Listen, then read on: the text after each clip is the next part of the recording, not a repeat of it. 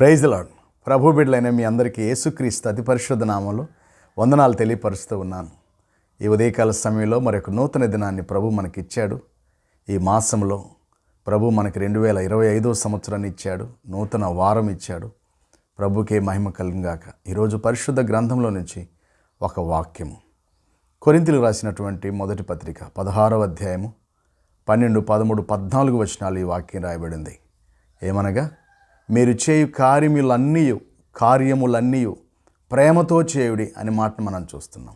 అనుదినులారా, ప్రభు బిడ్డలైన మనం అందరం కూడా చేసే ప్రతి కార్యాలు ప్రేమతో చేయాలి అనేటువంటి మాటను చూస్తున్నాం. అవును, మన ప్రభు యేసుక్రీస్తు ప్రేమస్వరూపి.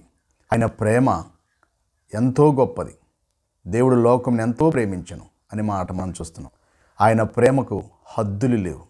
ఆయన ప్రేమకు షరతులు లేవు. ఆయన ప్రేమ ఎలాంటిదో తెలుసా? శాశ్వతమైన ప్రేమ. యేసుక్రీస్తు ప్రభువు వారి యొక్క ప్రేమ హద్దులు లేవు. ఇదిగో ఇక్కడే ఉండాలి, ఇలా ఉండాలి, ఇలా చేయాలి, నువ్వు ఇలా చేస్తే నేను ఇలాగా అని చెప్పి అండ్ ఆయన. చూడండి, ఆయన దగ్గర కులము, మతము, జాతి, రంగు, ఎత్తు, పొట్టి, పొడుగు, చదువు, ఇవన్నీ ఏమీ ఉండనటువంటి పరిస్థితి మనం జ్ఞాపకం చేసుకుంటాం. కాబట్టి ఆయన దగ్గర హద్దులు లేవు. హద్దులు గీసేవాడు కాదు ఆయన. రెండవది, షరతులు లేవు. నువ్వు ఈ పని చేస్తే నేను ఈ పని చేస్తా అనేది ఉండదు ఆయన. కాబట్టి అటువంటి ప్రేమ. మూడవది, ఆయన ప్రేమ ఎలాంటిదంటే శాశ్వతమైన ప్రేమ. ఇర్మియాలో అంటాడు 31:3, మరి శాశ్వతమైన ప్రేమతో నిన్ను ప్రేమిస్తున్నాను అన్నాడు. కాబట్టి ఆ శాశ్వతమైన ప్రేమ దినదినం ఆయనకి వాత్సల్యత పుడుతుందంట. దినదినం ఆయనకి ప్రేమ పుడుతుందంట మన మీద.